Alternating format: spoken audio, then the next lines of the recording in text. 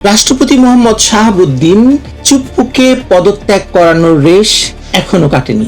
এরই মধ্যে ঢাকায় এসে নেমেছেন মার্কিন প্রেসিডেন্ট ডোনাল্ড ট্রাম্পের দক্ষিণ এবং মধ্য এশিয়া বিষয়ক বিশেষ দূত সার্জিও গর। প্রশ্ন হলো, গর কি শুধুই বাংলাদেশ এবং যুক্তরাষ্ট্রের বন্ধুত্ব আরো গভীর করার কিছু কূটনৈতিক বাক্য শোনাতে আসছেন, নাকি তার ব্রিফকেসে রয়েছে তারেক রহমান সরকারের জন্য ওয়াশিংটনের কঠিন কোনো বার্তা?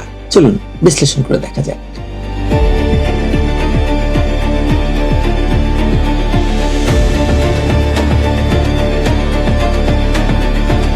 সার্জিও গোর দায়িত্ব নেওয়ার পর দক্ষিণ এবং মধ্য এশিয়ার প্রায় সব গুরুত্বপূর্ণ দেশে গেছেন, কিন্তু বাংলাদেশে আসেননি। বাংলাদেশ কি তখন যুক্তরাষ্ট্রের কাছে গুরুত্বপূর্ণ ছিল না? অবশ্যই ছিল। বরং 2024 সালে শেখ হাসিনা সরকার উৎখাতের পর বাংলাদেশে যে রাজনৈতিক বন্দোবস্ত তৈরি হয়েছে তার অন্যতম প্রধান আন্তর্জাতিক সমর্থক বলুন, পেট্রোনাইজ বলুন কিংবা পেছনের শক্তি বলুন, তা হলো যুক্তরাষ্ট্র।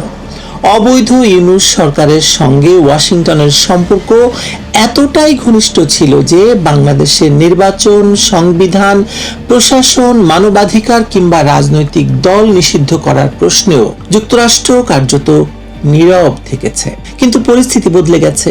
ইউনূস সরকার বিদায় নিয়ে তারেক রহমানকে ক্ষমতায় বসিয়ে দিয়ে গেছে, তাও যুক্তরাষ্ট্রের সহযোগিতায়, যুক্তরাষ্ট্রের নির্দেশে বলতে পারেন।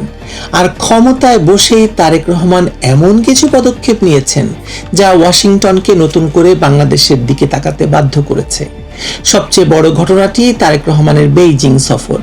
এই সফরে চীনের সঙ্গে অর্থনৈতিক সহযোগিতা, অবকাঠামো, প্রতিরক্ষা, সমুদ্র বন্দর এবং আঞ্চলিক যোগাযোগ নিয়ে যে আলোচনা হয়েছে তা নিছক দ্বিপক্ষীয় সম্পর্কের বিষয় নয়। মংলা বন্দরের আধুনিকীকরণে চীনের সংশ্লিষ্টতা, চীন মিয়ানমার বাংলাদেশ অর্থনৈতিক করিডোরের আলোচনা এবং চীনা অস্ত্র কেনার সম্ভাবনা যুক্তরাষ্ট্র এবং ভারতের কাছে একই সঙ্গে উদ্বেগের বিষয়। কারণ বাংলাদেশ কোনো বিচ্ছিন্ন দ্বীপ নয়। বঙ্গোপসাগরের তীরে বাংলাদেশের অবস্থান এমন এক জায়গায় যেখান থেকে ভারতের উত্তর পূর্বাঞ্চল, মিয়ানমার, বঙ্গোপসাগরের সমুদ্রপথ এবং দক্ষিণ পূর্ব এশিয়ার প্রবেশদ্বারকে প্রভাবিত করা যায়।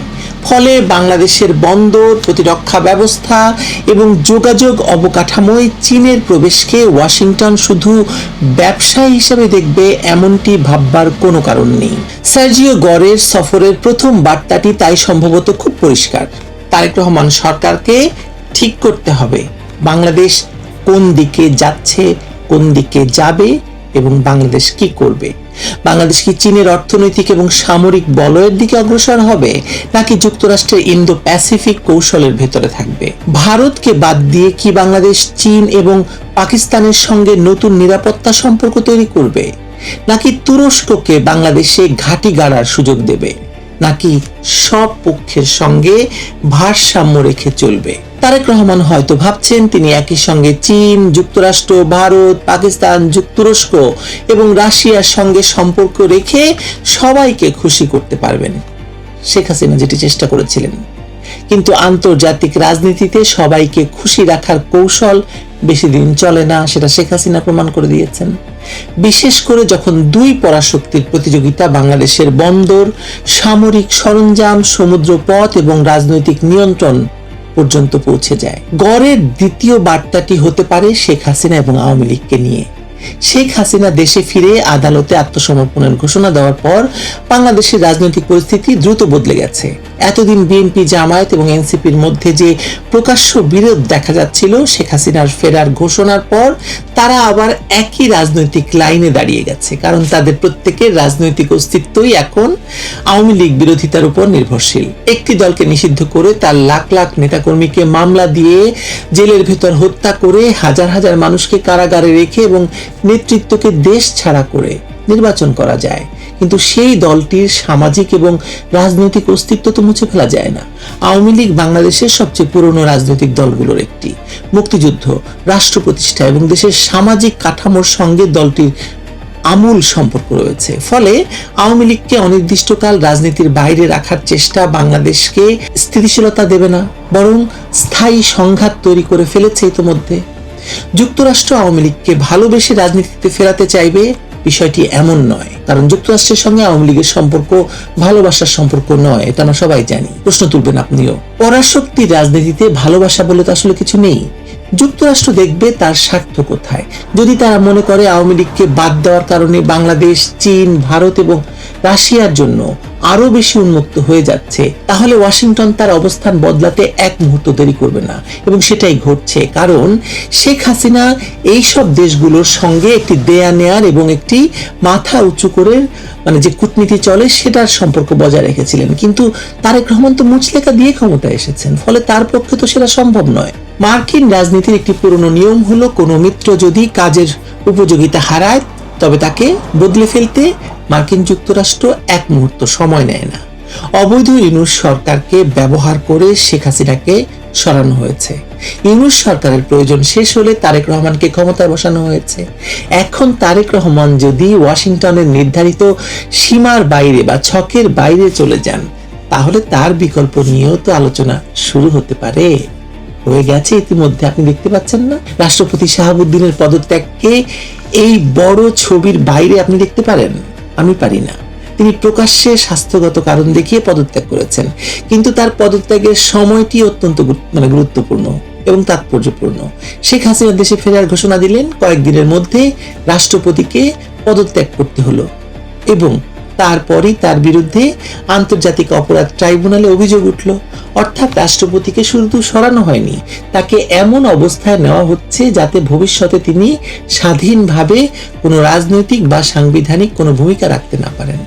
এখন নতুন রাষ্ট্রপতি কে হবেন সেটিও শুধু বাংলাদেশের অভ্যন্তরীণ সিদ্ধান্ত নয়, কারণ বাংলাদেশের রাষ্ট্রপতির পদটি নির্বাহী ক্ষমতার কেন্দ্র না হলেও সংকটের সময় তার যে সাংবিধানিক ভূমিকা গুরুত্বপূর্ণ তা তো 2024 সালে প্রমাণ হয়েছে। সেনাবাহিনী, সরকার, সংসদ এবং আদালতের মধ্যে বড় ধরনের সংঘাত তৈরি হলে বঙ্গভবনের অবস্থান নির্ধারক হয়ে উঠতে পারে, এবং সে পথে কি বাংলাদেশ যাচ্ছে না? আপনার মনে হচ্ছে না? সের্জিও গোর এমন এক সময় ঢাকায় আসছেন বা এসেছেন যখন বাংলাদেশের প্রশাসনে আবার ব্যাপক রদবদল চলছে। আওয়ামীপন্থী সন্দেহে কর্মকর্তা এবং শিক্ষকদের অপসারণের চেষ্টা চলছে এবং হচ্ছেও। আদালতের জামিনের পরও নতুন মামলায় গ্রেপ্তারের ঘটনা ঘটছে, এবং সুপ্রিম কোর্ট বা হাইকোর্ট সেটি আবার অনুমোদনও দিয়েছে। এবং মব সহিংসতা নিয়ন্ত্রণে সরকার যে চরমভাবে ব্যর্থ হয়ে উঠেছে তার প্রমাণ তো আপনি সর্বত্র দেখতে পাচ্ছেন। এগুলো কি বিচ্ছিন্ন ঘটনা? মোটেও নয়। এগুলো এমন একটি রাষ্ট্রের লক্ষণ যেখানে সরকার আইন দিয়ে নয়, রাজনৈতিক চাপ, ভয় এবং প্রতিশোধের মাধ্যমে কর্তৃত্ব ধরে রাখতে চাইছে। জুলাই সন্ত্রাসীদের মবকে রাষ্ট্রীয় শক্তির বিকল্প হিসাবে ব্যবহার করে যে ব্যবস্থা অবৈধ ইউনূস সরকার তৈরি করেছিল তারেক রহমানের সরকার, সেই ব্যবস্থাই উত্তরাধিকার সূত্রে পেয়েছে এবং বলবৎ রেখেছে। এখন প্রশ্ন হলো, সরকার এই মবকে নিয়ন্ত্রণ করছে নাকি মবই সরকারকে নিয়ন্ত্রণ করছে? যুক্তরাষ্ট্রের জন্য এখানে মানবাধিকার যতটা গুরুত্বপূর্ণ, তার চেয়ে বেশি গুরুত্বপূর্ণ আসলে স্থিতিশীলতা। কারণ অস্থিতিশীল বাংলাদেশে চীন ঢুকে পড়বে, পাকিস্তান ঢুকে পড়বে, তুরস্ক ঢুকে বসে আছে, উগ্রবাদী শক্তি বাড়বে এবং বঙ্গোপসাগর নিরাপত্তার ঝুঁকিতে পড়বে, এবং ভারত যুক্তরাষ্ট্রের আঞ্চলিক হিসাব এলোমেলো হয়ে যাবে। তাই গড় হয়তো তারেক রহমানকে বলবেন, আওয়ামী লীগকে দমন করতে গিয়ে রাষ্ট্রকে ভেঙে ফেলবেন না, জামায়াতকে ব্যবহার করতে গিয়ে উগ্রবাদীদের হাতে প্রশাসন তুলে দেবেন না, চীনের কাছ থেকে বিনিয়োগ নিন কিন্তু বন্দর এবং প্রতিরক্ষা নিয়ন্ত্রণ দেবেন না, ভারতের সঙ্গে বিরোধ করুন কিন্তু সম্পর্ক পুরোপুরি ধ্বংস করবেন না, আর এমন কোনো রাজনৈতিক সংকট তৈরি করবেন না যাতে শেখ হাসিনার প্রত্যাবর্তন আরো বড় গণসমর্থন পেয়ে যায়। তারেক রহমান সরকারের সবচেয়ে বড় সমস্যা হলো, তারা নিজেদের নির্বাচিত এবং স্বাধীন সরকার হিসেবে দেখতে চাইলেও বা দেখাতে চাইলেও তাদের ক্ষমতার ভিত্তি তো স্বাধীন নয়। মুচলেকা দিয়ে ক্ষমতায় বসা একটি সরকারের পক্ষে স্বাধীনভাবে রাষ্ট্র পরিচালনা তো কোনোভাবেই সম্ভব নয়। এই সরকার অবৈধ ইউনূস সরকারের তৈরি রাজনৈতিক ব্যবস্থার উপর বসে আছে। সেনাবাহিনী, জুলাই সন্ত্রাসী, জামায়াত, বিদেশি শক্তি এবং প্রশাসনের একটি বড় অংশের সমঝোতার বাইরে তারেক রহমানের ক্ষমতার নিজস্ব ভিত্তি আসলে নেই। সের্জিও গোরের সফর তাই সৌজন্য সফর মোটেও নয়। এটি মূলত বাংলাদেশের নতুন সরকারকে যাচাই করার সফর।